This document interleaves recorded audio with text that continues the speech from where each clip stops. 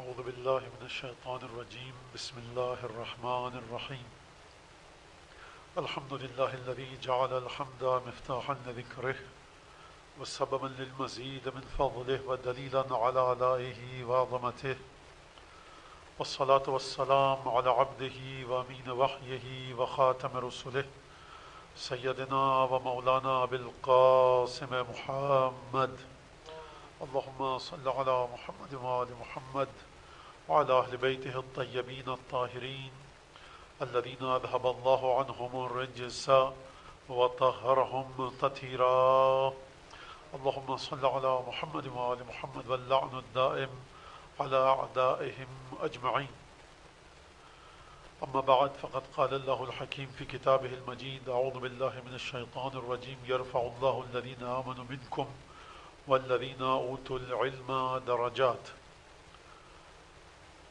درود بھیجیے ذرا مل کر ایک محمد و آل محمد پر. اللہم صل علی محمد و آل محمد.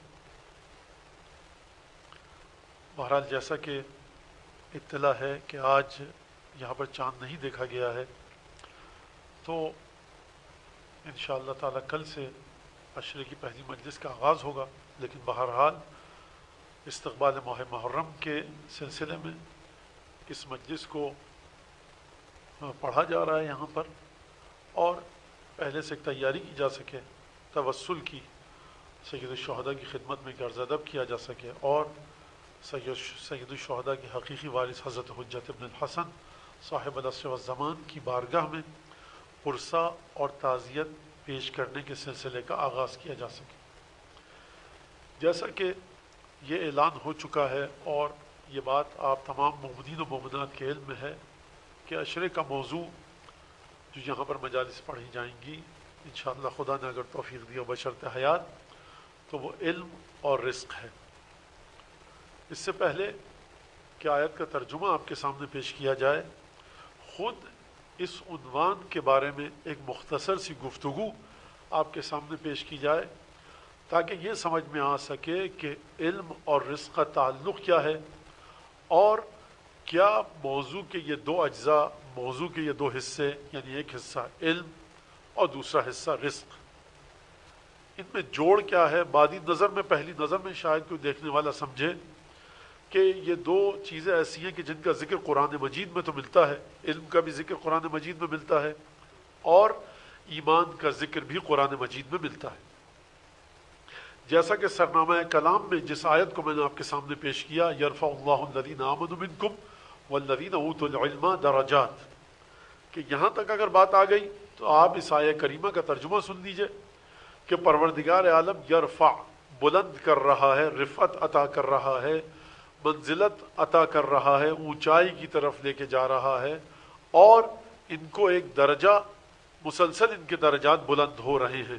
یرفع یعنی اٹھانا، رفع یعنی کسی چیز کو بلندی کی طرف لے کر جانا. یرفع اللہ الذین آمنوا منکم والذین اوتوا العلم درجات، پروردگار عالم نے تم میں سے جو ایمان لائے ان کے درجوں کو بلند کیا اور بلند کر رہا ہے. اسی طرح سے وہ لوگ کہ جن کو علم دیا گیا. غور فرمائیے گا اس آیت پر کہ پروردگار یہ نہیں بیان فرما رہا کہ جنہوں نے علم حاصل کیا، جنہوں نے کتابی علم حاصل کیا، کس طریقے سے علم حاصل کیا، کون سا علم حاصل کیا. پروردگار عالم یہ فرما رہا ہے اس آیت میں کہ اوتوا العلم، یعنی یہ لوگ وہ ہیں کہ جن کو علم دیا گیا. اب خود یہ مسئلہ کہ علم لینا اور حاصل کرنا، اور پھر یہ بات کہ علم دیا گیا، کہاں سے دیا گیا، کس وسیلے سے دیا گیا، کس ذریعے سے دیا گیا، میڈیم کیا تھا، وسیلہ کیا تھا، واسطہ کیا تھا، وہ چینل کیا تھا جس کے ذریعے ان کو علم دیا گیا، یہ خود ایک بحث طلب بات ہے. اور یعنی اس کا مطلب کیا ہوا کہ علم سیکھنا اور ہے، اور بارگاہ پروردگار عالم کی جانب سے، خداوند تبارک و تعالی کی جانب سے اگر علم عطا ہو تو وہ ایک اور سلسلہ ہے. تو پروردگار عالم اس آیہ کریمہ میں دو چیزوں کی جانب اشارہ فرما رہا ہے کہ ایک تو یہ کہ آمنوا منکم، وہ لوگ جو تم میں سے ایمان لائے اور جن کو علم دیا گیا، ان دو کو یرفع اللہ الذین آمنوا منکم، کہ پروردگار مسلسل ان کو بلند کر رہا ہے، ان کے مقام کو بلند کر رہا ہے. اچھا، اگر یہ آیت آپ نے سمجھ لی اور اس آیت کا ترجمہ کسی حد تک ذہنوں میں واضح ہو گیا؟ تو اس کا مطلب یہ ہے کہ یہاں پر علم کا تعلق ایمان کے ساتھ ہے. لیکن ہمارا موضوع کیا ہے؟ ہمارا موضوع ہے علم اور رزق. آیت جو میں نے آپ کے سامنے پڑھی اور تلاوت کا شرف حاصل کیا ابھی اسی سرنامہ کلام میں، اسی خطبے میں، وہاں پر پہلا مرحلہ جو ہے کس کا ہے؟ ایمان کا ہے. دوسرا مرحلہ ہے علم کا. تو ایمان اور علم کا تعلق ہمارے موضوع سے کیا بنتا ہے، یہ آپ کے ذہنوں میں رہے، جس پر انشاءاللہ گفتگو کرنی ہے. اب علم کا رزق سے تعلق کیا ہے کہ دیکھیے علم کی حقیقت کیا ہے، علم کی حیثیت کیا ہے. علم کہتے کسے ہیں؟ علم کہتے ہیں جاننے کو، کھوجنے کو، معلوم کرنے کو، سمجھ جانے کو کہ صاحب مجھے اس چیز کا علم ہے، صاحب مجھے اس چیز کا علم ہے، مجھے یہ بات سمجھ میں آ رہی ہے، مجھے وہ بات سمجھ میں آ رہی ہے، ہم جانتے ہیں، مجھے پتا ہے، مجھے علم ہے. بہت واضح سی بات ہے. لیکن یہ بات لغوی طور سے، ڈکشنری کے معنی کے لحاظ سے، فرہنگ کے لحاظ سے ہم جانتے ہیں کہ علم کا معنی ہے جاننا، سمجھنا، درک کر لینا، کسی چیز کو پا لینا.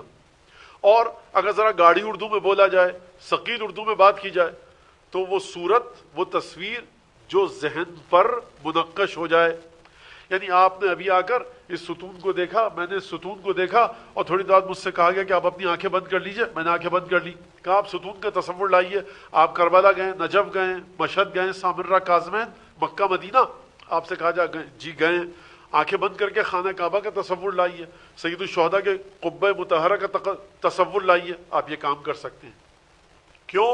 کیونکہ آپ دیکھ چکے ہیں، ذہن میں وہ صورت بن گئی تھی، اور روح انسانی میں، ادراک انسانی، انسانی شعور، ہیومن وزڈم، انٹلیکٹ، اور انسان کی روح میں پروردگار عالم نے ایسی طاقت رکھی ہے کہ وہ جس چیز کو دیکھ چکا ہے، جب اس کا جی چاہے، جب اس کے اختیار میں ہو، وہ اس چیز کو دوبارہ اپنے ذہن میں لا سکتا ہے.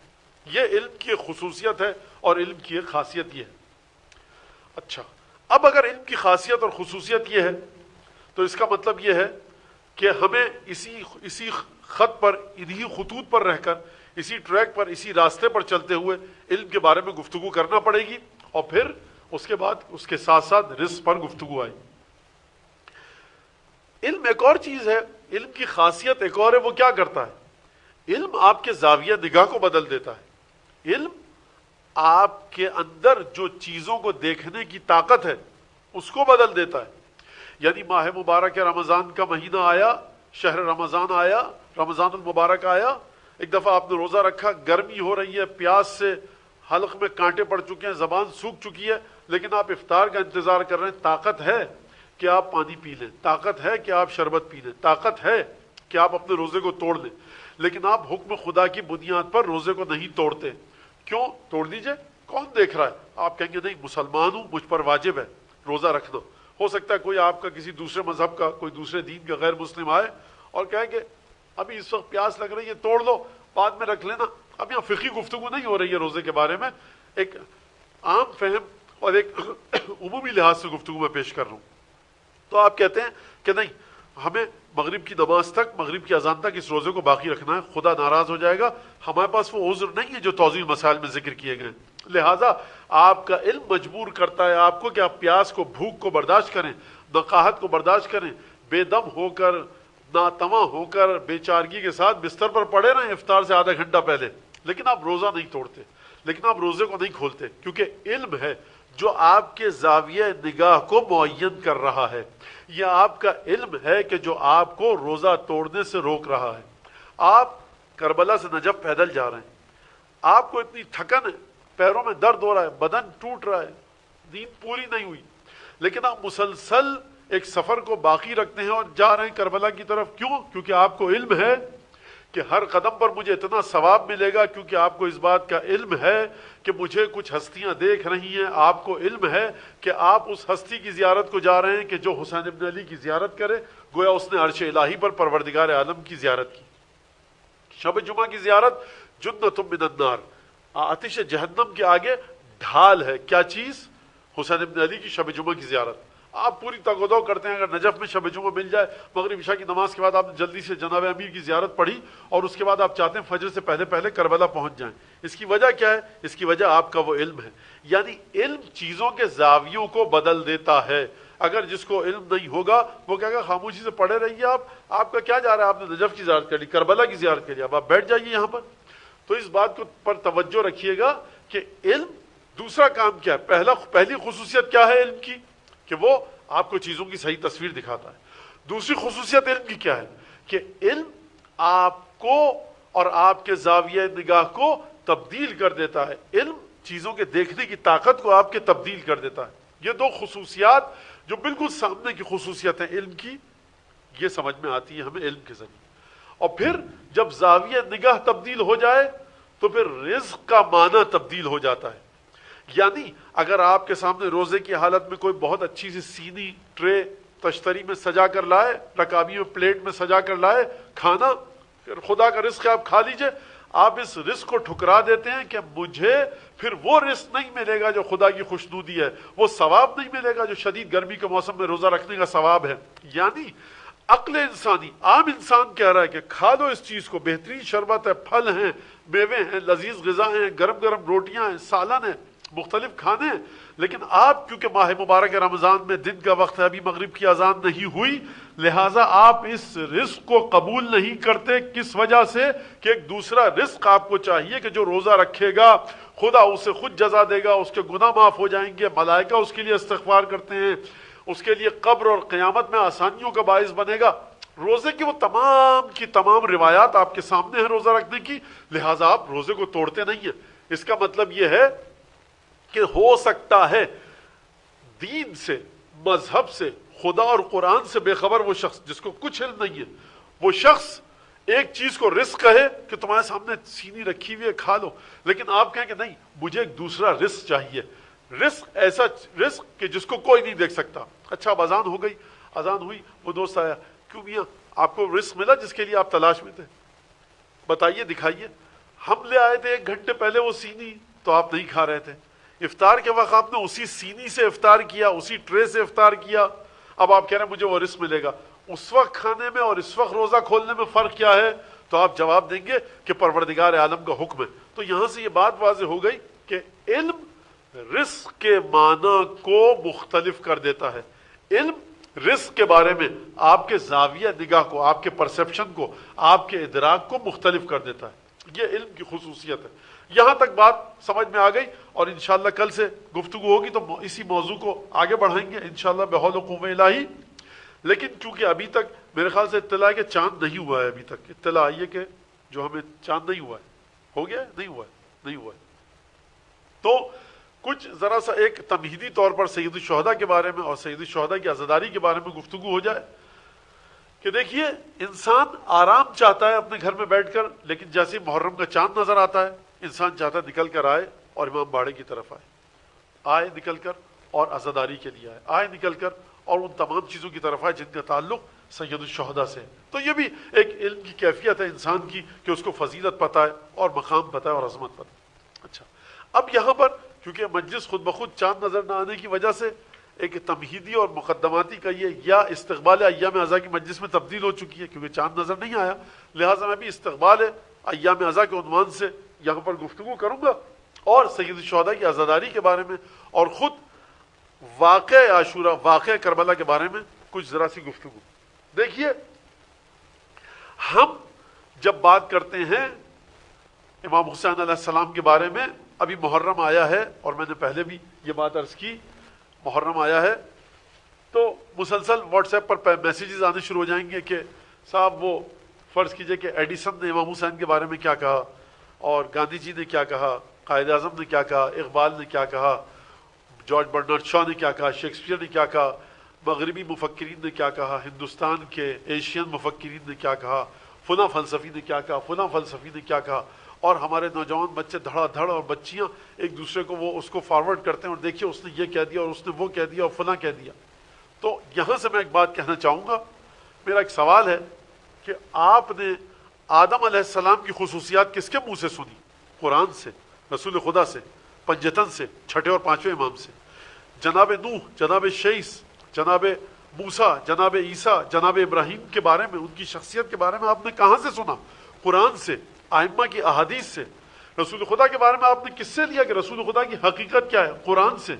قرآن کے بعد کس سے؟ جناب امیر سے، جناب سیدہ سے، امام حسن امام حسین سے۔ یہ چیزیں آپ کے لیے اہم ہیں، لیکن عجیب افتاد ہے، عجیب مصیبت ہے اور عجیب بد نصیبی کا عالم ہے کہ جب ہم امام حسین کی عظمت کو بیان کرنا چاہتے ہیں تو کہتے ہیں صاحب دیکھیے برٹرن رسل نے یہ کہہ دیا اور جارج برنارڈ شاہ نے یہ کہہ دیا۔ میں ان فلسفیوں کی توہین نہیں کرنا چاہ رہا، میں مقام سید الشہداء کی بات کرنا چاہ رہا ہوں کہ آپ کی نگاہ ہمیشہ مولا حسین کی شخصیت کو سمجھنے کے لیے قرآن کی جانب ہو، احادیث کی جانب ہو۔ جناب سیدہ نے کیا فرمایا، رسول خدا نے کیا فرمایا، امیر المومنین نے کیا فرمایا، چھٹے ساتویں آٹھویں امام نے کیا فرمایا، آپ کے اور ہمارے آخری امام حضرت حجت نے کیا فرمایا۔ یعنی یہ محرم جہاں عزاداری سید الشہداء کو اپنے ساتھ لے کر آتا ہے، جہاں یہ ہمیں سکھاتا ہے کہ عزاداری میں مصروف اور مشغول رہو، وہاں ہم کو یہ بھی سیکھنا چاہیے کہ شخصیت کو ہم کس زاویے سے اور کس جہت سے سمجھیں۔ سید الشہداء کی شخصیت آسمانی شخصیت ہے، عرشی شخصیت ہے، لہٰذا آسمانی شخصیتوں کے ذریعے سمجھنا ہوگا۔ اگر ان آلودہ اور نجس انسانی فکروں کے ذریعے ہم سید الشہداء کو سمجھیں گے تو شاید ہم وہ حق ادا نہ کر پائیں۔ ہم پروردگار عالم سے گفتگو کرتے ہیں، ہم کیا کہتے ہیں؟ ہم کب کہتے ہیں کہ پروردگار وہ نشانیاں تیری جو تو نے سائنس کے ذریعے ایڈیسن اور آئنسٹائن کو دکھائی ہم کو سکھا۔ ہم یہ نہیں کہتے، ہم کیا کہتے ہیں ذات پروردگار کی معرفت کے بارے میں؟ اللہم عرفنی نفسک، پروردگار تیری ذات کے بارے میں جو علم ہمیں دیا جائے گا وہ خود تو دے گا۔ اللہم عرفنی نفسک فإنک ان لم تعرفنی نفسک لم اعرف رسولک، پروردگار اگر تو نے مجھے اپنی ذات کی پہچان نہ کروائی تو میں تیرے نبی کو نہیں پہچان سکوں گا۔ اللہم عرفنی نبیک رسولک، پروردگار اپنے رسول کی پہچان مجھے کروا۔ فإنک ان لم تعرفنی رسولک، اگر تو نے مجھے اپنے رسول کی پہچان نہ کروائی، لم اعرف حجتک، تو میں اپنے امام زمانہ کو نہیں پہچان پاؤں گا۔ اللہم عرفنی حجتک، پروردگار مجھے میرے امام زمانہ کی پہچان کروا، آخری حجت کی پہچان کروا۔ خوب توجہ کیجیے گا، ہم کیونکہ اس زمانے میں رہ رہے ہیں لہٰذا میں اس کا ترجمہ امام زمانہ کر رہا ہوں۔ اگر ہم چھٹے امام کے زمانے میں ہوتے تو حجتک کی جب بات ہوتی تو ہم کیا کہتے کہ امام صادق، اور امام صادق کے بعد امام موسیٰ کاظم کا زمانہ آتا تو ہم کہتے امام موسیٰ کاظم، امام علی رضا علیہ السلام کا زمانہ آتا ہم کہتے امام علی رضا علیہ السلام، یعنی زمانے کے امام کی پہچان کروا۔ عرفنی حجتک، پروردگار اگر تو نے مجھے اپنے زمانے کی حجت کی پہچان نہ کروائی، ضللت عن دینی، میں اپنے دین سے گمراہ ہو جاؤں گا۔ لہٰذا سید الشہداء کی شخصیت کو سمجھنے کے لیے دنیا کسی کے بھی دروازے پر جاتی رہے، ہم کو زیارت عاشورہ کے ذریعے، زیارت امین اللہ کے ذریعے، زیارات کے ذریعے، احادیث کے ذریعے سید الشہداء کی شخصیت کو سمجھنا ہے۔ کیونکہ دو اثر ہوں گے اس پہچان کے، اس معرفت کے، اس پر ذرا غور کیجیے گا کہ دو اثر ہوں گے۔ پہلی بات تو یہ کہ خود احادیث اہل بیت میں ایک نورانیت ہے، اور جب ہم ان کے ذریعے پڑھیں گے تو وہ نورانیت ہماری ذات میں آئے گی۔ پانچویں امام سے حدیث ہے کہ مولا آپ کی احادیثیں بڑی مشکل ہوتی ہیں، ہماری سمجھ میں نہیں آتا، تو امام نے کہا کہ من نشا، جس کے بارے میں ہم چاہتے ہیں ہماری حدیثیں اس کی سمجھ میں آتی ہیں۔ تو خوب توجہ کیجیے گا، جب امام کی مشیت سے، امام کے ارادے سے ہمیں حدیثوں کا علم حاصل ہوتا ہے اور حدیث ہماری معرفت کو آ کر بڑھاتی ہے، تو اس کے ساتھ ساتھ نورانیت کا بھی اضافہ ہوتا ہے، اور جو حکم ہے آٹھویں امام کا، چھٹے اور پانچویں امام کا، ائمہ معصومین کا کہ ہمارے علوم کو سیکھو جس طرح سے ہم نے سکھایا۔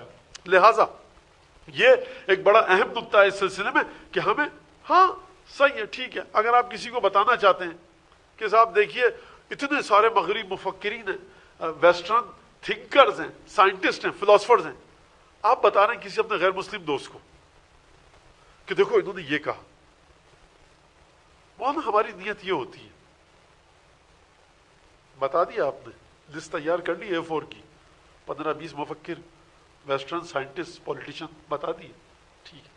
اب یہ جو پولیٹیشن ہے نا، یہ کل تعریف کرے گا ایسے آدمی کی کہ آپ سر پکڑ کر تو کیا سر پیٹ کر رہ جائیں گے، تو پھر آپ کہاں پر جائیں گے؟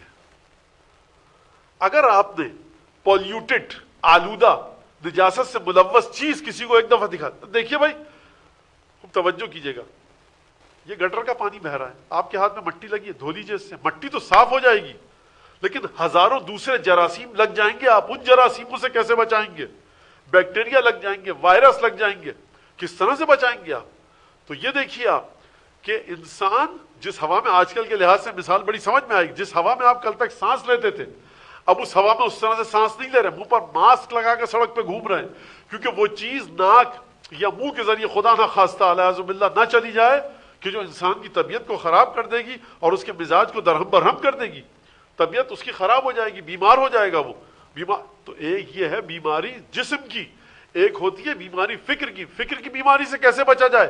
جس چیز کو جس عنوان سے جس انداز سے سمجھایا جا رہا ہے، جب تک آپ اس چیز کو اس انداز سے نہیں لیں گے، ہمیشہ فکر بیمار رہے گی، روح بیمار رہے گی. اور یہ بات ائمہ کی حدیثوں سے ثابت ہے. لہٰذا یہ بات آپ حضرات جو یہاں پر آن لائن سن رہے ہیں، دسیوں دفعہ یہ حدیث ان کے سامنے پیش کی جا چکی ہے، لیکن بہرحال میں کیا کروں تو کیا کروں، کیونکہ واقعہ کربلا اور معصومین کے سلسلے میں اب ظاہر سی بات ہے میں پھر یہ عرض کر رہا ہوں کہ باقاعدہ آج سے عشرے کا آغاز نہیں ہے، لہٰذا ایک تمہیدی گفتگو، ایک مقدماتی گفتگو، اور موضوع ذہنوں میں رہے، ذرا ذہن کھل جائے موضوع کے حوالے سے، خصوصاً سید الشہداء کی شخصیت کے متعلق. تو اس طرح سے اس مجلس کو آپ سنیے گا، کیونکہ انشاءاللہ تعالی یہ ایک بہرحال فرصت اور مل گئی، موقع کہ ذرا گفتگو کو مزید واضح کیا جا سکے. دیکھیے سید الشہداء کی شخصیت کو ہم جب دیکھتے ہیں اور واقعہ کربلا کو، تو بہت ساری باتیں ہم کہتے ہیں. سید الشہداء 61 ہجری میں کربلا میں وارد ہوئے، 60 ہجری میں مدینہ چھوڑا تھا، کیونکہ رجب کے مہینے میں آپ مدینہ سے نکلے تھے 60 ہجری، اور شعبان کا پورا مہینہ گزارا، رمضان، شوال، ذیقعد آپ سب کے علم میں ہے. ذی الحج، ایام حج میں سید الشہداء نے عمرہ کیا اور مکے کو چھوڑ کر روانہ ہوئے کربلا کی طرف. تو 60 ہجری کا بالکل آخری مہینہ تھا ذی الحج کا، لہٰذا آپ 61 ہجری کو پہنچے، اور رجب سے لے کر آپ لگا لیجئے حساب، تو تقریباً 5.5-6 مہینے لگا لیجئے کہ آپ سید الشہداء کربلا میں پہنچے. اب سوال یہ ہے کہ یہاں پر اس چیز کو دیکھا کیسے جائے اور سید الشہداء کے اس واقعے کو. تو جب تک ہم احادیث سے مدد نہیں لیں گے ہم اس بات کو نہیں سمجھ سکتے. کیا مطلب احادیث سے مدد نہیں لیں گے؟ بڑی عجیب بات ہے. جیسے میں نے شروع میں عرض کیا کہ ہم حضرت آدم، موسیٰ، عیسیٰ، یوسف، یونس، یعقوب، تمام انبیاء کے بارے میں قرآن سے پوچھتے ہیں، رسول خدا سے پوچھتے ہیں، لیکن جیسے ہی سید الشہداء کے بارے میں بات آتی ہے، تحلیلوں پہ تحلیلیں کر دی جاتی ہیں، تجزیوں پہ تجزیے کر دیے جاتے ہیں. نہ حدیث وصیت کا ذکر آتا ہے، نہ حدیث لوح کا ذکر آتا ہے، نہ کسی دوسری حدیث کا ذکر آتا ہے، نہ حدیث اصول کافی کتاب الحجت کی اس حدیث کا ذکر آتا ہے کہ جہاں پر جبرائیل اور میکائیل نے آ کر پنجتن سے عہد لیا صبر کا کہ تم صبر کرو گے. ہم سید الشہداء کے اس واقعے کو ایک واقعے کی طرح دیکھتے ہیں کہ ایک شخص اپنے بیوی بچوں کو لے کر نکلا، کوفے جا کر جنگ کرنی تھی، حکومت کو لینا تھا. اب سید الشہداء نے ایک متبادل رستہ اختیار کیا. ایک تفسیر واقعہ عاشورہ یہ ہے کہ یہ ہوا تو متبادل رستہ اختیار کیا، وہ ہوا تو یہ کر لیا. اب سید الشہداء کے سامنے دو راستے تھے. سید الشہداء وہ کرتے تو یہ مسئلہ ہوتا، وہ کام کرتے تو یہ نقصان پہنچتا. اس کا یہ فائدہ تو تھا لیکن نقصان زیادہ تھا. یہ جو آپ 2 اور 3 اور 4 اور 16 اور 18 اور 32 راستے سید الشہداء کے سامنے رکھ رہے ہیں، یہ آپ کو زیادہ پتا ہے یا جبرائیل کو زیادہ پتا ہے؟ یہ آپ کو زیادہ پتا ہے یا رسول خدا کو زیادہ پتا ہے؟ یہ چھٹے اور 5ویں امام جو حدیث بیان کر رہے ہیں کیا فرما رہے ہیں؟ دیکھیے اس کی مثال ایسی ہے، میں ذہنوں کو اور راستے کو ہموار کروں کہ حضرت ابراہیم اگر خدا سے دعا کرتے کہ پروردگار 13 سال کا میرا اسماعیل ہے، اتنا متبرک متقی پاک و پاکیزہ بچہ ہے، اس کو ذبح کر کے تجھے کیا مل جائے گا؟ انسان ہے، گوشت کھانے کے لائق بھی نہیں رہے گا کسی کا، یہ تو مجھے ذبح کرنے کا حکم کیوں دے رہا ہے؟ پروردگار ہزاروں گائے بھیڑ گوسفند ہمیشہ مہمان کے ساتھ کھاتا ہوں، پروردگار میں ابراہیم ہوں، توسل کر رہا ہوں، گریہ ازاری، اس فیصلے کو پلٹا دے. حضرت موسیٰ کے اوپر تمام وحی آ رہی ہے، لیکن اس کے باوجود جیسے ہی خیال آیا کہ علم اس کے آگے بھی کچھ ہو سکتا ہے تو حکم ہوا کہ جاؤ ہمارے اس بندے سے ملو جناب خضر سے. سورہ کہف کے اندر واقعہ موجود ہے اور ایک عجیب سلسلہ، انشاءاللہ اس پر گفتگو ہوگی عشرے کے دوران، آپ جا کر پڑھیے گا سورہ کہف کو.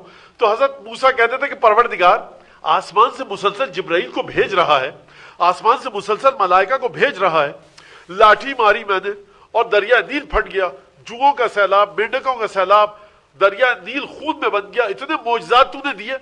یہ کون سا تیرا بندہ ہے خضر کے نام کا، خضر نامی، کہ جس کے پیچھے تم مجھے چلنے کا حکم دے رہا ہے اور اس کا علم ایسا ہے جو میری شریعت سے ٹکرا رہا ہے؟ اس میں کیا بات تھی؟ تو خود بتا دیتا جبرائیل کو بھیج کر. یہ وہاں پر کیوں نہیں کہتے؟ یہ جناب یوسف سے کیوں نہیں کہتے کہ جب تمہارے بھائیوں نے تمہیں کنویں میں ڈالا تھا، ڈول پھینکا گیا، نکالا گیا، پیدل کا رستہ تھا، گاڑی پہ بیٹھ کے نہیں گئے تھے یوسف کے بھائی لے کر، پیدل کا رستہ تھا، اور کہا تھا ہمارے ساتھ ارسل معنا، ہمارے بھائی کو ہمارے ساتھ بھیجیے. کل یرتا ویعلم، کھائے پیے گا جنگل کی پھل پھلواری اور کھیلے گا بھی، اور اس کے ساتھ ہم آپ کو لے آئیں گے۔ تو پیدل کا راستہ تھا اور رات کی تاریکی میں نہیں آنا تھا، اسی دن جانا تھا۔ تو کہتے ہیں قافلے والوں، یہاں میرا باپ رہتا ہے یعقوب نامی، تم مجھے 8 درہم میں بیچ رہے ہو۔ امام رضا کی حدیث ہے کہ جناب یوسف کو 8 درہم میں بیچا گیا تھا، 8 درہم میں پیغمبر کا بیٹا، 8 درہم، یعنی الیاذ باللہ کوئی مویشی نہیں بیچا جاتا 8 درہم کا۔ وشروہ بثمن بخس، جو جناب امام رضا علیہ السلام نے اس آیت کی تفسیر میں بیان کیا، کہتے دیکھو واکنگ ڈسٹینس پر میرے ابا جان کا گھر ہے، پدر گرامی کا، پیغمبر ہیں ہم، تم چلو میں 80 درہم میں تمہیں دلوا دوں گا۔ خاموش ہیں، تو کوئی سکھائے نہ جا کر، جناب یعقوب کو سکھائیے پروردگار یہ میرے بچے کہہ رہے ہیں کہ بھیڑیا کھا گیا، تو کہاں کھا گیا، ہڈیاں کہاں ہیں، دفن تو کرو جا کر، مسلمان کا دفن واجب ہے، دکھاؤ تو صحیح۔ بل سودت لکم انفسکم فصبر جمیل، تم بڑی کارستانی کر کے آئے ہو، شیطان نے دھوکہ دیا لیکن صبر کروں گا۔ جناب یعقوب یہ آیت بتا رہی ہے کہ انبیاء، اولیاء، آئمہ اینالیٹیکل چیزوں کے ذریعے نہیں چلتے، یہ آسمان سے پیغامات کے ذریعے چلتے ہیں۔ کربلا کو اگر آپ کو سمجھنا ہے تو حسین ابن علی کو کسی ریفارمسٹ کی جگہ پر مت رکھیے، کسی پولیٹیکل لیڈر کی جگہ پر مت رکھیے۔ حسین ابن علی کو آپ ہوچیمن اور موزے تنگ اور چولائی اور جناح صاحب اور گاندھی جی کے ذریعے سمجھنے کی کوشش مت کیجیے۔ اصول کافی میں آئیے، پسینہ ٹپکائیے، بہار الانوار کھولیے، زیارتوں کو دیکھیے، دیکھیے کیا فرما رہے ہیں چھٹے امام حضرت امام جعفر صادق علیہ السلام، دیکھیے کہ احادیث میں کیا بیان کیا گیا حسین ابن علی کے لیے۔ اگر ہمت نہیں ہے ان چیزوں کو پڑھنے کی تو پھر جو تفسیر کرنی ہے کیجیے آپ۔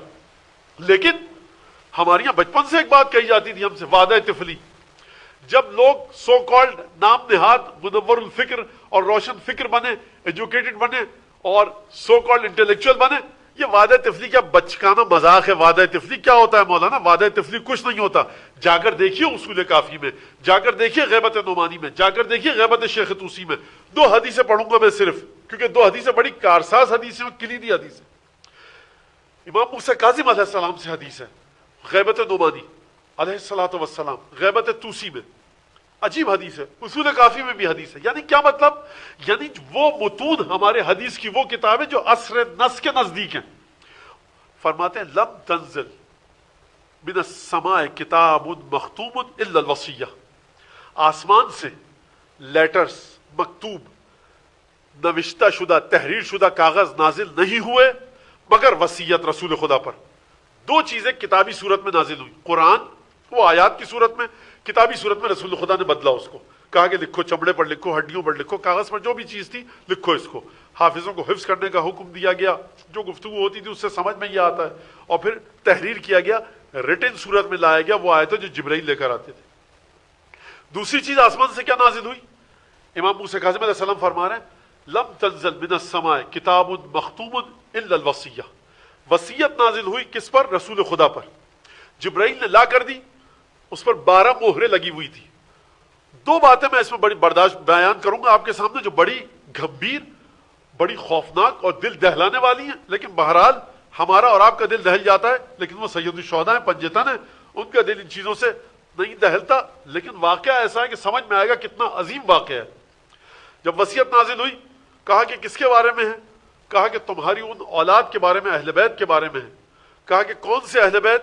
کہا جو علی بن ابی طالب کی نسل سے چلیں گے۔ اس کتاب پر 12 مہریں لگی ہوئی تھی۔ توجہ کیجیے گا، بہت باریک بات ہے اور بہت آسان بات ہے، بہت باریک اور بہت آسان۔ 12 مہریں لگی ہوئی تھی۔ مہروں پر نہیں لکھا تھا کہ اس مہر کو علی توڑیں گے، اس کو حسن، اس کو حسین۔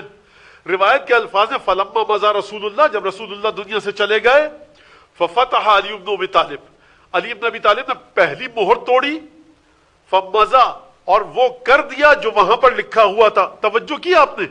یعنی 12 مہریں لگی ہیں اس کتاب پر۔ مولا کائنات کو حکم نہیں دیا گیا کہ کون سی والی مہر توڑنا، کوئی بھی مہر توڑو، یعنی کوئی بھی مہر آپ نے توڑی، جو لکھا ہے وہ کرنا ہے، اور زمانے کے مطابق لکھا ہوا تھا جو مولا کائنات نے کاموں کو انجام دیا۔ دوسری مہر امام حسن نے توڑی، نہیں لکھا ہوا کون سی مہر، جو مہر سامنے آئی وہ توڑی، یہ میں سمجھانے کے لیے کہہ رہا ہوں۔ تیسری مہر امام حسین نے توڑی، اس پہ لکھا ہوا تھا، عجیب کہ جملہ دیکھیے کہ حسین اخرج، نکلو باہر اپنے گھر سے، اقتل، قتال کرو، اور تقتل، اور قتل ہو جاؤ۔ اخرج مع اصحاب یا مع اصحابک، اپنے ساتھیوں کو لے کر نکلو. یہ وہ لوگ ہیں لا شہادت لہم الا معک، ان کو ایک خاص شہادت ملنے والی ہے، وہ شہادت تمہارے ساتھ ملے گی. یعنی یہ واقعہ کب کا ہے؟ 40 ہجری 50 ہجری میں امام حسن علیہ السلام کی شہادت ہوئی. 50 ہجری 28 صفر کہیے یا 27 صفر 50 ہجری، امام حسین علیہ السلام نے وہ مہر توڑی، اس پر لکھا ہوا تھا کہ تمہیں نکلنا ہے، کچھ ساتھیوں کو لے کر شہادت نصیب ہوگی، دشمن کو کچھ کو تم قتل کرو گے اور پھر قتل ہو جانا، ان کو شہادت نہیں ملے گی مگر سوائے اس کے کہ تمہارے ساتھ جائیں. تو اگر ظاہری لحاظ سے دیکھا جائے تو 50 ہجری میں یہ معاملہ طے ہو چکا ہے کہ حسین ابن علی کو کچھ صحابیوں کو لے کر، کچھ اصحاب کو لے کر جانا ہے اور شہادت ملنی ہے. لہٰذا اب آپ کی یہ بات کہ حسین کے سامنے 2 راستے تھے، 3 راستے تھے، یہ ہو گیا، کوفے سے خبر آئی، اب متبادل راستہ یہ ہے، اب حسین کی حکمت عملی یہ ہے، اب ٹیکٹک یہ ہے. سرکار اس طرح سے بات مت کیجئے، حدیث کو پڑھیے جا کر. یہ 50 ہجری کا واقعہ. چلیے 10 ہجری، یعنی 50 ہجری سے بھی پہلے 10 ہجری جب رسول خدا کی وفات ہونے والی ہے. اصول کافی میں حدیث ہے کہ رسول خدا صاحب فراش، علالت کا مرحلہ، زہر کا جسم میں اثر ہو چکا ہے، اور ایک دفعہ جناب امیر المومنین نے سر کو سہارا دیا ہوا ہے، نقاہت کا عالم ہے. جبرائیل اور میکائیل نازل ہوئے، کہا کہ یا رسول اللہ علی سے کہیے کہ آپ کے سامنے کھڑا ہو اور آپ کا سر. جبرائیل نے کہا میں تھاموں گا. کہا علی تم سامنے میرے آؤ. جبرائیل نے رسول خدا کا سر تھاما، کہا کہ یا رسول اللہ علی سے کہیے کہ آپ کے بعد جو واقعات ہوں گے. رسول خدا نے گفتگو کی، میں خلاصہ کر کے بتا رہا ہوں کیونکہ مجھے 2-3 چیزیں اور بھی پیش کرنی ہیں. رسول خدا نے گفتگو کی، کہا کہ علی سے پوچھئے اور علی کو بتائیے کہ اخبر ہو بانتہا کے حرمت اللہ، علی ابن ابی طالب کو بتائیے کہ خدا کی حرمت پامال ہوگی آپ کے بعد. رسول خدا نے کہا کہ علی میں تمہیں خبر دیتا ہوں کہ میرے بعد خدا کی حرمت پامال ہوگی. جبرائیل نے کہا یا رسول اللہ علی سے پوچھئے دوبارہ افہمتا، علی سے پوچھئے کہ علی تم سمجھ گئے. یعنی کس کی بات ہو رہی ہے؟ ایک طرف جبرائیل ہے، ایک طرف رسول خدا ہے، ایک طرف مولا کائنات ہیں. ہم کس علی ابن ابی طالب کی بات کر رہے ہیں؟ جو علی ابن ابی طالب 10 برس کا جب تھا تو جبرائیل کو دیکھا، رسول خدا کے نور رسالت کو دیکھا، خوشبو نبوت کو سونگا، شیطان کی چیخ کی آواز سنی. ہم اس علی ابن ابی طالب کی بات کر رہے ہیں. ہم اس علی ابن ابی طالب کی بات کر رہے ہیں جو 13 رجب کو آغوش رسالت میں جب آیا تو سورہ مومنین تک قرآن پڑھ کے سنایا. ہم اس علی ابن ابی طالب کی بات کر رہے ہیں جن کے بارے میں کتابوں میں عجیب و غریب معجزات موجود ہیں، لیکن اس کے باوجود مسئلہ اتنا گھمبیر ہے کہ رسول خدا سے جناب جبرائیل کہہ رہے ہیں یا رسول اللہ اخبر ہو، علی کو سمجھائیے. رسول خدا نے سمجھایا، کہا کہ یا رسول اللہ دوبارہ پوچھئے افہمتا، اے علی کیا تم سمجھ گئے؟ رسول خدا نے جب یہ پوچھا کہ اے علی افہمتا یا علی، علی تم سمجھ گئے کہ حرمت خدا سے مراد کیا ہے؟ تو روایت کے الفاظ ہیں کہ فغشی علیہ، غش کھا کر علی ابن ابی طالب چیخ ماری اور گر پڑے دوبارہ. یہ روایت کے الفاظ ہیں. دوبارہ اٹھے، کہا یا رسول اللہ بالکل میں سمجھ گیا، میں صبر کروں گا. بات ختم ہو گئی. کہا کہ یا رسول اللہ اب اپنے دونوں بچوں کو بلائیے، بیٹوں کو، حسن حسین کو بلائیے. حسن حسین آئے. کہا کہ حسن حسین سے پوچھئے کہ یہ صبر کریں گے اگر حرمت خدا پامال ہوگی؟ حسن اور حسین سے پوچھا رسول خدا نے کہ بچوں، میرے بیٹوں، میرے فرزندوں، تم صبر کرو گے میرے بعد حرمت خدا پامال ہوگی؟ کہا کہ بالکل ہم صبر کریں گے. کہا کہ آپ جناب سیدہ اپنی بیٹی فاطمہ کو بلائیے اور اس سے یہ اقرار لیجئے کہ تم صبر کرو گی حرمت خدا پامال ہوگی. جناب سیدہ پردے سے باہر تشریف لائیں مولا کائنات کے سامنے، امام حسن، امام حسین، رسول خدا، جبرائیل اور میکائیل. کہا کہ بالکل میں صبر کروں گی. اس روایت پر ذرا سی مزید مجھے گفتگو کرنے دیجئے اور مجھے امید ہے کہ روایت میں سمجھانے میں کامیاب ہو جاؤں گا. دیکھیے بات تو آپ کی سمجھ میں آ گئی کہ حرمت خدا پامال ہوگی اور سید الشہداء کو، امام حسن کو، مولا کائنات کو، جناب سیدہ کو ہر مقام پر صبر کرنا. یہ جو وعدہ طفلی ہمارے بزرگ ذاکرین کہتے تھے، یہ جو مرثیہ لکھنے والے وعدہ طفلی کا ذکر کرتے ہیں، یہ جو نوحوں میں وعدہ طفلی آیا ہے، عزیز من، عزیزان گرامی، یہ کوئی مذاق نہیں ہے، یہ کوئی بے ڈھنگی اور بے تکی بات نہیں ہے. اعوذ باللہ، اس کی جڑیں احادیث میں ملتی ہیں، اس کی جڑیں سنت رسول خدا میں ملتی ہیں. اس کے لیے، اس وعدہ طفلی کے لیے جبرائیل اور میکائیل آسمان سے زمین پر نازل ہوئے. اگلی بات جو میں آپ کی توجہ دلانا چاہتا ہوں اس حدیث میں، وہ یہ کہ مولا کائنات کون ہے؟ رسول خدا کے بعد مولا کائنات کا اسٹیٹس کیا ہے، عہدہ کیا ہے، منصب کیا ہے، ڈیزگنیشن کیا ہے؟ امام وقت، حجت خدا، اور تو کوئی تیسری چیز نہیں۔ حجت خدا سے اگر آ کر کے جناب جبرائیل وعدہ لیں کہ بھائی اے علی تم صبر کرو گے، اور مولا کائنات کہہ دے ٹھیک ہے، تو بات سمجھ میں آ گئی، حجت خدا یہ ہے، امام وقت یہ ہے۔ سیدہ کو بلایا جا رہا ہے، اس حدیث کے ذریعے پنجتن کی منزلت کو سمجھیے اور پنجتن کے وسعت ولایت کو سمجھیے کہ پنجتن میں سے ہر ایک کو کتنا عظیم الشان حق دیا گیا۔ یعنی اگر مولا کائنات سے اقرار لے لیا گیا کہ اے علی افہمتا اخبر ہو بانتہا کے حرمت اللہ، اے علی تم صبر کرو گے جب حرمت خدا پامال ہوگی، مولا کائنات نے کہہ دیا میں صبر کروں گا۔ اب میں یہاں سے جملہ کہوں ٹھیک ہے علی صبر کریں گے، ہو سکتا ہے سیدہ صبر نہ کریں، یہ کیسے ہو سکتا ہے؟ یہاں پر ہر ایک کو انڈیپینڈنٹلی علیحدہ سے ولایت دی گئی ہے، یہاں پر ہر ایک کو علیحدہ سے ایک اختیار دیا گیا ہے، یہاں پر ہر روح کو، ہر پنجتن میں سے ہر ایک کو ایک منزلت دی گئی ہے۔ مولانا کی حدیث یہ بڑی عجیب حدیث ہے، یہ سمجھ میں نہیں آ رہی، تو سرکار آیا مبائلہ اس حدیث کی بڑی بہترین گواہ ہے۔ رسول خدا چلے جاتے اکیلے، علی تم بھی چلو، فاطمہ تم بھی چلو، حسن تم بھی چلو، حسین تم بھی چلو، اور دیکھو اذا دعوت فآمنوا، جب میں دعا کروں نصارہ نجران کے خلاف تو تم سب آمین کہنا۔ یا رسول اللہ علی مرتضیٰ کہنے کافی ہے، اچھا علی چپ رہے، فاطمہ کہنے کافی ہے، فاطمہ اور علی آمین کہنے کافی ہے۔ یہ دو بچے 6 اور 7 برس کے بچے، 8 ہجری کا واقعہ ہے، امام حسن 5 برس کے، امام حسین 4 برس کے، یہ 4 اور 5 برس کے بچے، ان کو تو شاید مسلمانوں کے بقول کہ نماز بھی صحیح سے نہیں آتی۔ امام حسن کی عمر وہ نہیں ہے کہ جس میں نماز پڑھنے کا حکم دیا گیا، فقہی لحاظ سے امام حسن ممیز نہیں ہے۔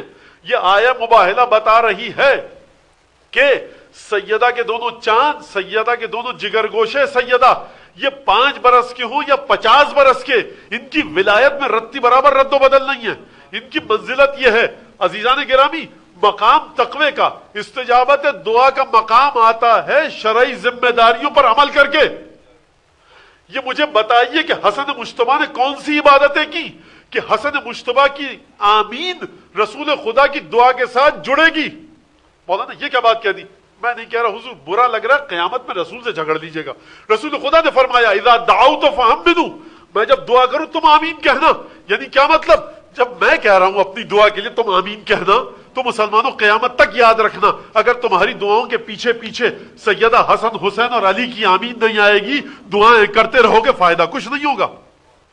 نماز میں اگر ہم پڑھتے ہیں اہدنا الصراط المستقیم صراط الذین انعمت علیہم غیر المغضوب علیہم ولا الضالین، اور اس کے بعد میں کہوں اگر آمین، تو دل میں یہ نیت ہو کہ پنجتن کے وسیلے سے یہ آمین وہاں تک پہنچے، کیونکہ اگر آپ آمین اس لیے کہہ رہے ہیں کہ غیر المغضوب ولا الضالین پورا ہو جائے، تو رسول کی سنت کے تحت آپ نماز پڑھ رہے ہیں یا باہر ہٹ کے؟ اگر رسول کی سنت کے تحت نماز پڑھ رہے ہیں تو رسول کی سنت یہ ہے کہ جب بھی میں دعا مانگوں آمین کہنا۔ ارے حضور رسول کہہ رہے ہیں آمین کہنا، جب آپ آمین کہہ رہے ہیں تو آپ کے آمین کو بھی پنجتن کے آمین کی ضرورت ہے۔ آپ محبت پنجتن کے ذریعے نماز پڑھیے، آپ کی عبادتوں میں محبت پنجتن کا آمیزہ خمیر شامل ہونا چاہیے۔ جب تک شامل نہیں ہوگا کوئی فائدہ نہیں ہوگا۔ توجہ کی آپ نے؟ تو بات ہو رہی تھی اس حدیث کی، کہا کہ بچوں نے وعدہ دے دیا، اب سیدہ کو بلاؤ۔ سیدہ آئیں، کہا میرے بعد بٹیا، میرے بعد حرمت خدا پامال ہوگی۔ کہا بالکل بابا جان ہم صبر کریں گے۔ تو عزیزان گرامی، اب میں نے یہ واقعہ جو مباہلے کا اشارتاً آپ کے سامنے پیش کیا، اس سے کیا سمجھ میں آ رہا ہے؟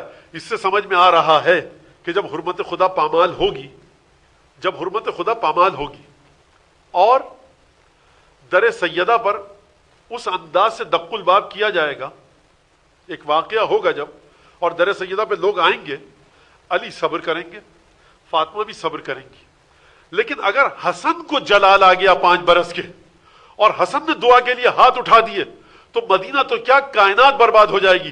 لہٰذا سیدہ سے صبر کا وعدہ لیا گیا۔ کیا مطلب؟ اب اس حدیث کی تشریح سن لیجئے ٹوٹے پھوٹے لفظوں میں۔ سیدہ سے صبر کا وعدہ لیا گیا، یعنی سیدہ جب حرمت خدا پامال ہوگی تو تم دعا کے لیے ہاتھ مت اٹھانا، تم امت کی بربادی کے لیے دعا مت کرنا، صبر کرنا، سیدہ نے وعدہ دیا۔ علی تم امت کی بربادی کے لیے دعا مت کرنا، علی نے وعدہ دیا۔ بیٹا حسن تم دعا مت کرنا۔ ارے یہ کیا بات ہو رہی ہے؟ آپ توجہ کر رہے ہیں؟ کہ جب مولا کائنات جناب سیدہ سے وعدہ لے لیا گیا تو جناب حسن مجتبی اور سید الشہداء سے وعدہ لینے کا فلسفہ کیا ہے، حکمت کیا ہے؟ حکمت یہ ہے کہ ہر شخص اپنی ولایت اور اختیارات کے دائرے میں رہ کر وعدہ دے رہا ہے۔ یہ بچے علی ابن ابی طالب کے یتیم نہیں ہیں، یہ بچے سیدہ کے یتیم نہیں ہیں۔ اگر قرآن کہہ رہا ہے مصطفیٰ یہ تمہارے بیٹے ہیں، تو رسول خدا کی جب آنکھ بند ہوگی تو حسن حسین یتیم مصطفیٰ ہیں۔ ارے امت کے ایک معمولی یتیم کی اگر تم تماچا لگا دو تو العیاذ باللہ مستحق جہنم ہو جاتے ہو۔ یہ یتیم مصطفیٰ ہیں، یعنی کہا جا رہا ہے کہ بچوں، میرے بیٹوں اے حسن حسین، تم میرے جانے کے بعد یتیم مصطفیٰ بن جاؤ گے۔ تو امت کے ایک عام شخص کے یتیم کی اتنی منزلت ہے، تو یہ یتیم یتم مصطفیٰ کی کتنی فضیلت ہوگی، اور یتم مصطفیٰ یتیم مصطفیٰ کی کتنی منزلت ہوگی۔ تو ہر شخص اپنے اختیار کو سلب کروا رہا ہے کہ جی نانا جان ہم کچھ نہیں کریں گے، حسین نے کہا ہم صبر کریں گے، حسن نے کہا ہم صبر کریں گے، جناب سیدہ نے کہا ہم صبر کریں گے، اب مولا کائنات نے کہا ہم صبر کریں گے، بالکل صبر کریں گے۔ تو یہ وعدہ طفلی ہے جو بچوں سے لیا گیا، یہ وہ وعدہ ہے۔ اور پھر اس کے بعد حدیث وصیت، کہ جو وصیت نازل ہوئی جس میں لکھا ہوا ہے حسین ان کے ساتھ نکلو، اقتل، قتل بھی کرو، تقتل، اور پھر اس کے بعد قاتل تقتل وقتل، قتل کرو، قتال کرو اور قتل ہو جاؤ، وخرج مع اصحابک، ایسے اصحاب کو لے کر نکلو کہ لا شہادت لہم الا معک، ان کو شہادت ملے گی ہی نہیں مگر تمہارے ساتھ اگر نکلیں گے تو شہادت ملے گی۔ ایک درود بھیجے محمد آل محمد۔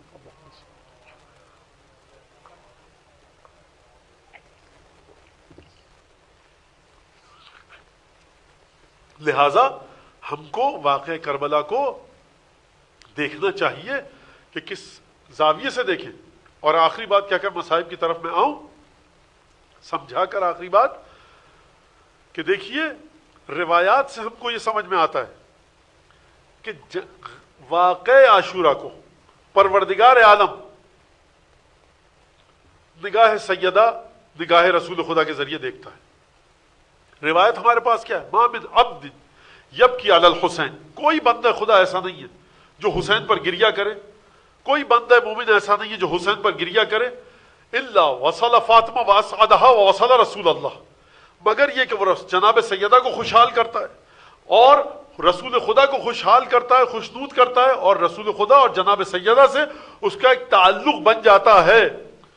اور تمام کے تمام واقعات میں دیکھیے آپ کہ جو آپ کو ملتے ہیں، آپ کو جتنے بھی روایات اور تاریخ میں علماء اسلام نے نقل کی ہیں، اب اس کا سر راز کیا ہے مجھے نہیں پتا۔ البتہ یہاں پر میں ایک اعتراف کروں، جہاں تک میں نے روایتوں کو دیکھا ہے اس میں آپ کو کہیں نہیں ملے گا آسمان سے ہماری اتری اور امین المؤمنین باہر آئے۔ آپ کو ہمیشہ یہ ملے گا آسمان سے ہماری اتری، جناب سیدہ، جناب مریم، سارہ، حوا، یہ بیویاں باہر آئیں۔ آپ کو ہمیشہ انہی بیویوں کے نام ملیں گے۔ اور جو روایتیں ہمارے پاس ہیں اس کے اندر حتیٰ جو بین ملتے ہیں جناب سیدہ کے، وہ سید الشہداء کے بارے میں آپ کو کہیں نہیں ملے گا، کم از کم میں نے نہیں دیکھا۔ اگر کسی کو روایت دکھے تو مجھے بتائے، بالکل میرے علم میں بھی اضافہ ہوگا کہ جناب امیر المومنین ہم کو نہیں نظر آتا کہ جس طرح سے جناب سیدہ نازل ہوئی کربلا کے میدان میں، فرض کیجئے بعض تاریخوں میں ہے، یا جب اسرا کا قیدیوں کا سفر جاری تھا وہاں پر جناب سیدہ تشریف لائیں تو ہمیں جناب سیدہ دکھائی دیتی ہیں۔ ایک تو تاریخ میں وجود مبارک شہزادی دکھتا ہے، اور دوسرا جو وجود دکھتا ہے ہمیں سید الشہداء کے قتل کے سلسلے میں، وہ رسول اللہ کا، یعنی رسول اللہ اور جناب سیدہ گویا کہ لگتا ہے پروردگار عالم یا نگاہ رسالت کے ذریعے کربلا کے واقعے کو دیکھتا ہے، یا نگاہ عصمت اور عفت کے ذریعے کربلا کے واقعے کو دیکھتا ہے۔ تو یہ وہ واقعہ بڑا عجیب ہے کہ جس کے ذریعے ہم کو روایات کو دیکھنا چاہیے، آیات کو دیکھنا چاہیے، مطالعہ کریں ہم زیارات کا۔ ایک چیز یہ ایک اور بات میں نصیحتاً یہاں پر کہوں کہ دیکھیے سارا سلسلہ آن لائن ہے آج کل، مگر یہ کہ پاکستان میں جو اطلاع ہے وہ یہ کہ عادی اور معمولی نارمل انداز سے مجلسیں ہو رہی ہیں۔ ہندوستان کا مجھے علم نہیں ہے، لگتا ہے کہ وہاں پر ابھی تک لاک ڈاؤن ہے۔ بہرحال باقی دنیا میں بھی کم و بیش اسی طرح کی صورتحال ہے۔ ایک میری درخواست ہے، وہ یہ درخواست ہے کہ امام علی نقی علیہ السلام کی جو غدیر کی زیارت ہے، جو آپ کو غدیر کے ایام میں ملے گی، غدیر کی زیارتوں میں، وہ آج کل یہ سلسلہ چل رہا ہے تو اب ظاہر سی بات ہے کہ ہم یہ مسقط میں جو بیٹھے ہیں عمان میں، کم از کم ہم باہر امام باڑوں میں نہیں جا سکتے لوگ، یہاں پر بھی آن لائن ہو رہی ہے اور ظاہری طور پہ اور فزیکلی پریزنس کی اجازت نہیں ہے، بہرحال ہم یہاں پہ آن لائن یہ مجلس کر رہے ہیں۔ تو ایک کام کریں کہ جو وقت بچے گا آپ کا امام باڑے آنے اور جانے میں جو وقت لگتا تھا آپ کا، تو آپ 5-10 لائنیں اس زیارت کی جو امام علی نقی علیہ السلام کی ہے مولا کائنات کے لیے، غدیر کے دن آپ نے پڑھی تھی 10ویں امام نے یہ زیارت، خود جب جا رہے تھے سامرہ، یہ وہ زیارت ہے جو پڑھی ہے۔ تو اس کو بیٹھ کر اردو کا ترجمہ، بچوں کو انگریزی آتی ہے، انگریزی میں 2-2 منٹ 3-3 منٹ گھڑی دیکھ کر اسٹاپ واچ لگا لیجیے، 2 منٹ پڑھیے روزانہ، تاکہ مولا کائنات کے فضائل کو آپ بیان کر سکیں۔ اور اسی طرح سے زیارت عاشورہ کا ترجمہ ایک دفعہ بچوں کو پڑھ کر کے سنائیے، یا حدیث قصہ کا ترجمہ پڑھ کے سنائیے اور سمجھائیے، تاکہ بچوں کو آپ کے امامت کا شعور حاصل ہو سکے۔ اسی طرح سے بہت اچھا اور مناسب رہے گا کہ وہ دعا جو دعا ندبہ کے نام سے مشہور و معروف ہے، اس دعا کا ترجمہ بھی آپ اپنے بچوں کو پڑھ کر ان ایام میں سنائیے، بچوں کو بٹھائیے، 10 منٹ میں پورا ترجمہ ہو جائے گا، اور یہ اپنے بچوں کو روزانہ یہ 2-3 چیزیں سنائیے، کیونکہ آپ کا وقت بچ رہا ہے، آپ امام باڑے نہیں آ رہے ہیں نہ جا رہے ہیں، تو اس میں آپ کا آدھا گھنٹہ 20-25 منٹ لگتے، یہاں پر نظر نیاز تبرک ماتم ہوتا، تو یہ آپ کا اس سے وقت بچا ہوا ہے۔ تو عزیزان گرامی، یہ ایک سلسلہ ہے، اور سید الشہداء کی جو منزلت ہے اور سید الشہداء کی جو رفعت ہے، کہ آپ دیکھیے حدیث قصہ میں ایک عجیب جملہ ہے، جب سید الشہداء تشریف لاتے ہیں تو جب سلام کرتے ہیں تو جواب کیا آتا ہے؟ یا شافع امتی، سلام ہو تم پر اے حسین، میری امت کے شفاعت کرنے والے۔ بنیادی طور سے شفاعت رسول خدا کا حق ہے، تمام ائمہ کی شفاعت پلٹتی ہے رسول خدا کی طرف، لیکن رسول خدا یہ فرما رہے ہیں یا شافع امتی، اور رسول خدا کی جانب سے یہ لقب، یہ خطاب معمولی خطاب نہیں ہے کہ جو مولا حسین کو عطا کیا گیا، یا شافع امتی۔ لہٰذا ہم یہ دیکھیں اس سلسلے میں کہ عجیب یہ بات ہے، اور واقعاً انسان کی سمجھ میں نہیں آتا کہ اس گفتگو کو، اس جملے کو کہاں سے شروع کرے، لیکن کیونکہ یہ عشرے کی مجلس نہیں ہے، لہٰذا مجھے گریے پر اور بکا پر، عزاداری پر سید الشہداء کی گفتگو کرنے دیجیے، جس کے بعد میں گفتگو کو ختم کر دوں گا۔ دیکھیے، کسی بھی واقعے کو سمجھنا اگر ہے تو اس سے مربوط جو چیزیں اس کو سمجھیے۔ واقعہ ہوا کربلا کا، شہید ہو گئے سید الشہداء اپنے تمام ساتھیوں کے ساتھ۔ اب آپ دیکھیے کہ چھٹے امام کس طرح سے بیان فرما رہے ہیں، پروردگار رحم کر، عزاداری حسین ابن علی، گریا ایک حصہ ہے، چیخنا عزاداری کا ایک اور حصہ ہے، ماتم کرنا ایک اور حصہ ہے۔ معمولی ترین کام کہ حسین ابن علی کے زائرین کو پانی پلانا، یہ معمولی کام ہے، اس کا ثواب دیکھیے۔ اور اس سے معمولی کام بتاؤں آپ کو کہ جو من شرب الماء وذکر عطش الحسین ولعن قاتلہ، جو مولا حسین کو یاد کر کے پانی پیے، مولا کی پیاس کو یاد کرے اور قاتل پر لعنت کرے، اس کو 4 لاکھ تحفے خداوند تبارک و تعالیٰ کی طرف سے عطا ہوں گے، چھٹے امام نے فرمایا۔ تو ہم ان چیزوں کے بارے میں اندازہ نہیں لگا سکتے کہ جو معمولی ترین کام ہے، گریا ایک معمولی کام ہے حسین ابن علی کی شخصیت کو دیکھتے ہوئے۔ اب مولا نے کیا فرمایا؟ اغرا رقت عینا ہو، کہ آنکھوں میں آنسو بھر جائیں۔ دوسرا مرحلہ کیا ہے؟ تسیل دموع علی خدہ، رخسار پر آنسو بہنے لگے۔ تیسرا مرحلہ کیا فرمایا امام صادق علیہ السلام نے؟ اللہم ارحم الصرخۃ التي خرجت لنا، پروردگار ان حلق سے نکلنے والی ان چیخوں پر رحم فرما جو ہمارے غم میں نکلتی ہیں۔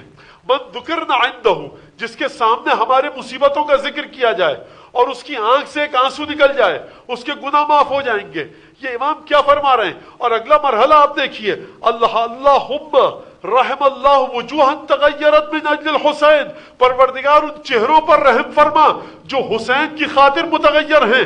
یعنی مجلس میں تماچا لگایا، ماتم کیا، پیدل چلے، مجلس میں آئے، چہرہ دھوپ کی وجہ سے جھلس گیا، رنگ متغیر ہو گیا، چھٹے امام فرما رہے کہ رحم اللہ وجوہا تغیرت من اجل الحسین، پروردگار ان چہروں پر رحم فرما جو حسین کی وجہ سے متغیر ہو جاتے ہیں۔